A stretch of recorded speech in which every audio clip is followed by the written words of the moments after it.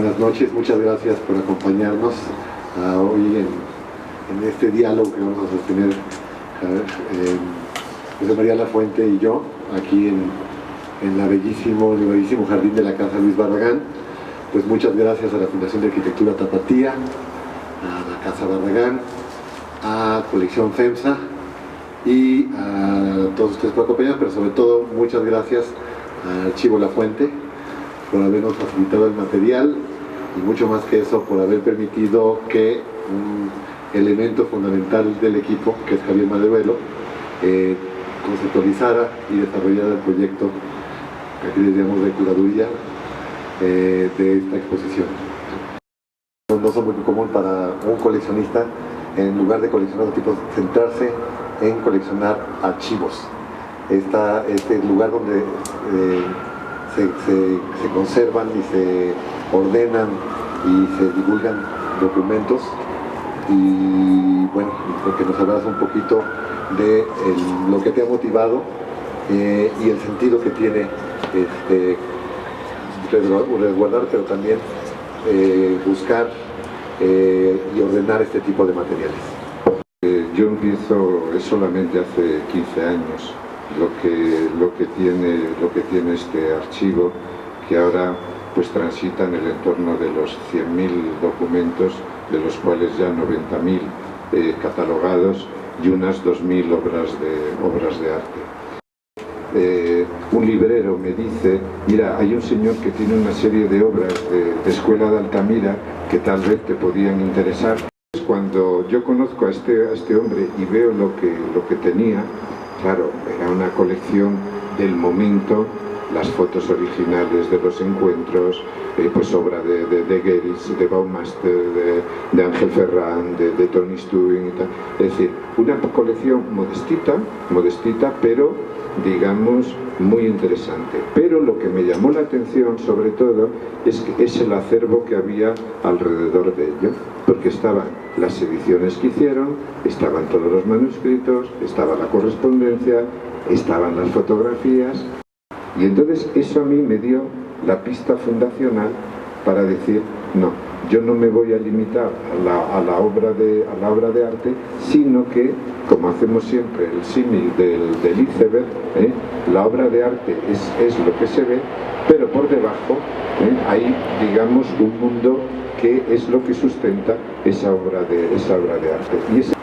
Y resulta que en este caso los documentos que estamos exhibiendo son de Dada, de los primeros documentos, y a mí me parece muy relevante porque esta muestra, a pesar de ser un espacio tan pequeño, a pesar de tener un número limitado de piezas, me parece que es excepcional, me parece que es muy relevante, porque para los primeros miembros de este movimiento, los primeros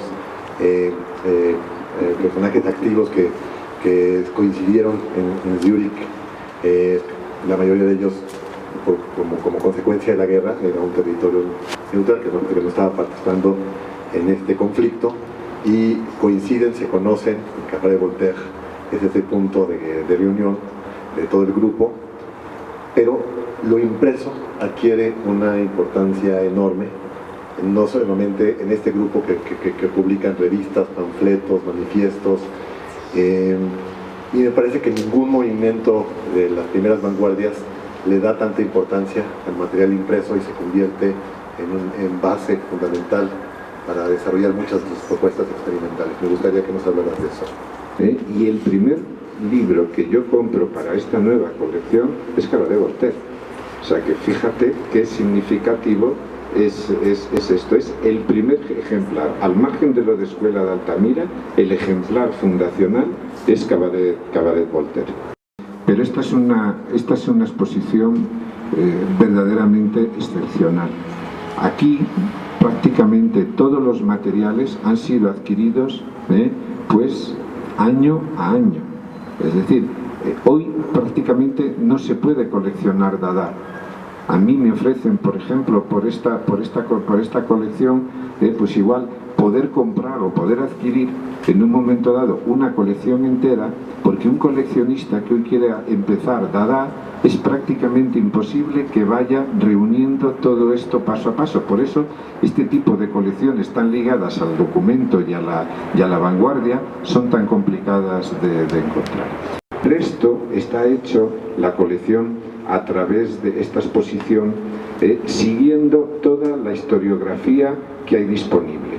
Entonces está desde la primera vez que se dice Dada en un documento que hay ahí de 1916, la primera reunión Dada que hay, el primer afiche Dada, la primera exposición Dada, etcétera, etcétera. Es decir, es todo una selección de pieza a pieza que, sobre todo el momento fundacional, que es Zúrich, es absolutamente decisivo, y eso se va a manifestar pues en esos carteles y tal, que todo ello es de rareza absoluta, ¿no? Una pieza ya de tal, y claro, reunir este conjunto, yo me he emocionado también hoy cuando lo he visto así junto, porque aquí tiene una aura completamente diferente de otros lugares.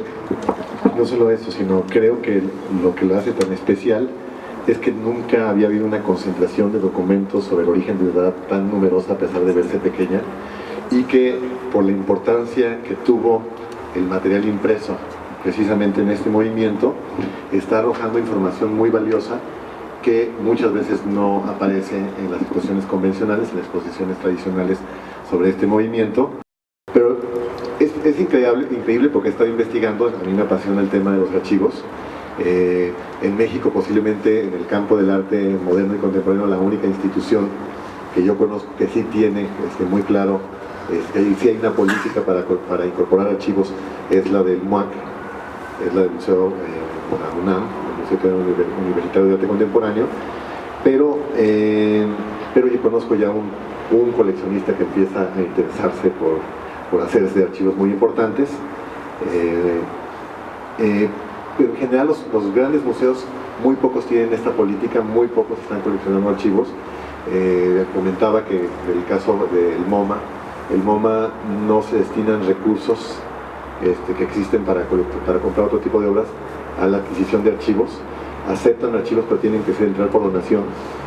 Y en cambio, daba el ejemplo que Getty, sí, ellos sí están haciendo de archivos extraordinarios, porque afortunadamente tiene una política, tiene una plataforma muy diferente que ha dado, que ha sensibilizado y ha respondido oportunamente a la incorporación de archivos importantes como hace. Entonces, ¿qué sucede en Reina Sofía? Cuando Reina Sofía, por ejemplo, es un museo nacional, es un museo público, tiene que justificar la compra de una obra. Entonces, claro, la compra de una obra, pues el archivo, el Reina Sofía quiere adquirir una obra de Marcel Brodage. Entonces, una obra de Marcel Brodage, pues resulta que la puede adquirir pues por un valor de 1 millón de euros. Entonces, la intervención del Estado tiene que entender que esa obra pueda valer 1 millón de euros. Entonces, cogen una serie de medidas, casi siempre públicas, sea de subastas, sea de transacciones públicas, en las cuales se pueden demostrar que esa obra vale 1 millón. Bien, ¿qué pasa con un archivo o con un acervo documental? ¿Cómo empiezan a valorar que esos papeles, y esto qué son? Esto es una fotografía documental, pero no es una fotografía artística, esto es una correspondencia, esto está... Claro, ¿y eso cuánto vale? Entonces, no hay manera, muchas veces, de sacar esto adelante. Para manejar un archivo, tiene que haber igual 10, 12 personas trabajando. Historiadores del arte, restauradores, documentalistas. Entonces, claro, muchas veces, cuando se adquiere un archivo, el coste y el trabajo empieza no a la compra del archivo, sino lo que luego viene detrás. Entonces, muchas veces cuando se trata de archivos enteros, pues de artistas que están vivos o que han fallecido, etcétera, etcétera, es que hoy gran parte de los museos o de colecciones privadas pues no tienen de alguna manera esa infraestructura que es imprescindible, porque un archivo que se quede en unas cajas muerto no vale absolutamente para nada. Bueno, vale para atesorarlo, tenerlo ahí y ya. Hay una singularidad muy interesante en los archivos de arte, porque por un lado está el valor documental, la información, pero por otro lado, y un buen ejemplo es la exposición que está aquí montada, es que además de la información que arrojan, del valor histórico de estos documentos, muchos de ellos son obras de arte. Muchos de ellos también son obras que podemos disfrutar desde la perspectiva de la recepción, de la contemplación de estas imágenes. Y es muy interesante porque en el momento de hacer un trabajo de catalogación es mucho más complejo que el de una colección de arte.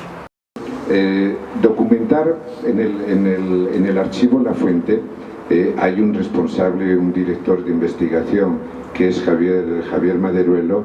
Luego hay otros dos, digamos, pues directores también de área, una serie de documentalistas, restauradores, etcétera, etcétera, ¿no? Hasta 10, 12 personas que son lo que... En fin, ¿cómo es la acción?